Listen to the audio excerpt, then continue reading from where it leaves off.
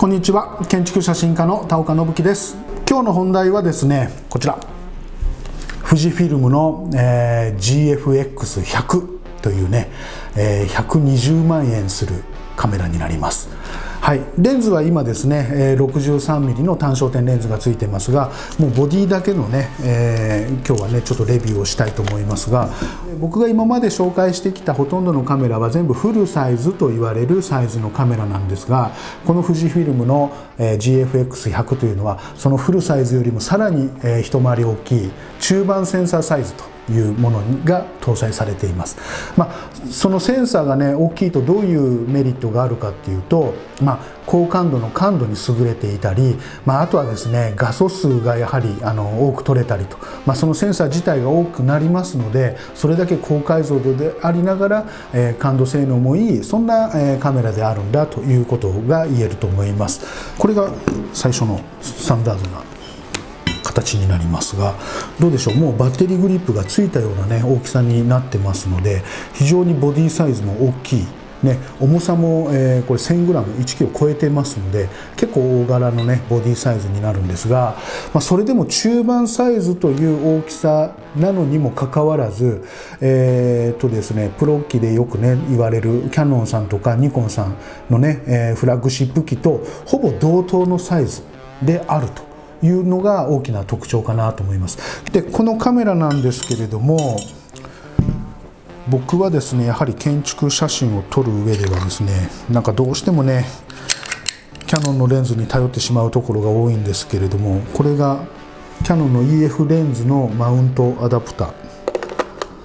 で、こうやってまたマウントアダプターをつけます。これ商店工房さんの EFFG01 というね、そういう品番のマウントアダプターになるんですが、これにですねキヤノンのねおなじみの TSE17mm というねシフトレンズ、チルトシフトレンズ、これを取り付けます。こんな感じになります。 TS17mm なんですが、ですね、フルサイズの時には 17mm の焦点距離になるんですが、この中盤サイズにつけるとじゃあどうなるかということなんですが、これはですね約 0.6 倍していただくことになります。正確にはもうちょっと違うんですが、実際にはですね 17mm のレンズはこの GFX100 につけると焦点距離 13mm 換算になります。ということは 13mm で、シフトが使えるということになります。でこれ実際にですねシフトすると蹴られるんじゃないかなという心配される方もねいらっしゃるかもしれませんが、僕もねこれ買う前に確認して買ったんですけれども、ちゃんとね蹴られずにシフトできます。非常にそういった意味では建築写真を撮る上でシフトレンズでありながら最も広角に撮れるのがこの GFX100 とこの TS17mm の組み合わせということになります。しかもですねこの GFX100、画素数、この100という意味はどういう意味かというと、なんと解像度1億画素です。1億画素超えのそんなセンサーを積んでますので、非常に撮った後もですねトリミングをしてでも、半分というかですね、どうでしょう、 APS ぐらいのサイズにねトリミングしたとしてもまだ5000万画素6000万画素というね解像度を維持してくれるので、非常にそういった意味では後でね、編集もしやすい、そんな、解像度のセンサーじゃないかなと思います。はい、ではですね、本体のボタンのご説明をちょっとしていきたいと思います。電源はこちらですね、オンオフの切り替えボタンで、こちらでシャッターボタンのところについているよと。でここにですね露出の明るさを変えれるボタンがついてます。そして、何よりもですねこの GFX の特徴はここの液晶表示がこういうダイヤルモードと、これはね明るさのこういうグラフと、それからよくあるこう数値でね表示された露出のグラフがついてたり、 F 値の数字、シャッタースピードの速さで、あるようにこう切り替えがここでできるようになっていると。これで ISO 感度が切り替えれるようになってたりで、もう一回押すとシャッタースピードがこう切り替える。一つのダイヤルでこうねそのままシャッタースピードと ISO 感度も変えれるようになっていると。これが明るさ、色が変わりますね。黒から白っぽいものに変わりました。それからこれ露出ね、ちょっと見にくいかもしれませんが露出が切り替わります。ここの上部のところが、スチルモードとムービーモードでこうね切り替えができるようになっています。メニューの出方がね変わります。これでねスチルモードとムービーモード、それから真ん中にどちらもいけるような形でのマルチと、こういうところにねついてる。こちらも端子もいろいろ備わってますので、一通りの端子ねできてます、ついてますから、よほど困ることはないんじゃないかなというふうに思います。はい、画面の紹介、こんな画面になってます。でメニューね、画像サイズ見ていただくと4対3、ね、これ一番大きいサイズで、僕の場合は、フルサイズと同じサイズにしようと思うと、一般的には3対2かな、モニターなんかだと16対9ですが、一般的には3対2、例えばソニーの、ね、α9 であれば6000ピクセル ×4000 ピクセル3対2というサイズなので、それに合わせようと思えば3対2を選んでおくといいかなと。で画質モードね、スーパーファインプラスローということで、こちらが、1億画素のね、解像度の記録ができると。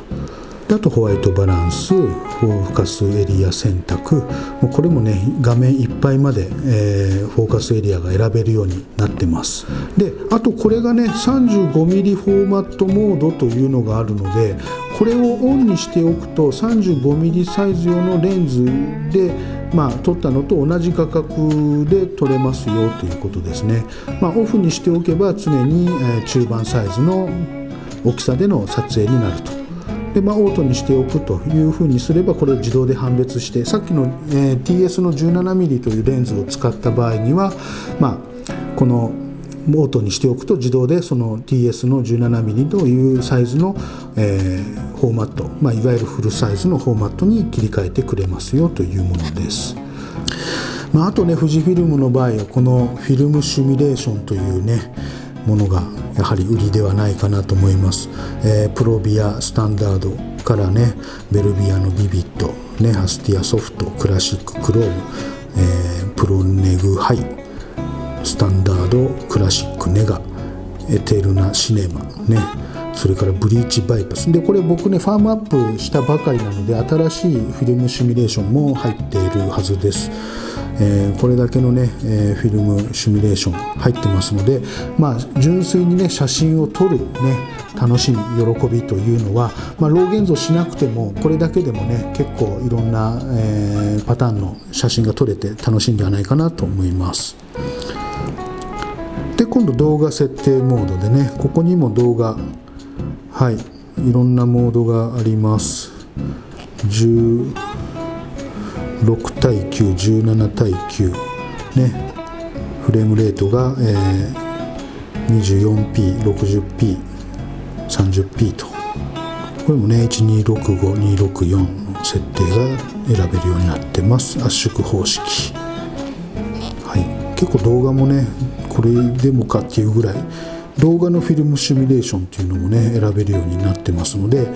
これも本当に富士フィルムのカメラの売りではないかなと思います。でダイナミックレンジが、ね、100%、200%、400% と切り替えができると。よいしょ。でホワイトバランスね、オート以外にもカスタムでもこう選べるようね、色温度設定も全部できるように当然なってます。一つ一つはちょっとご紹介割愛します。であと前にメニューでね自分のよく使うものは登録しておけばすぐに呼び出しもできるということで、ぜひねこの GFX100、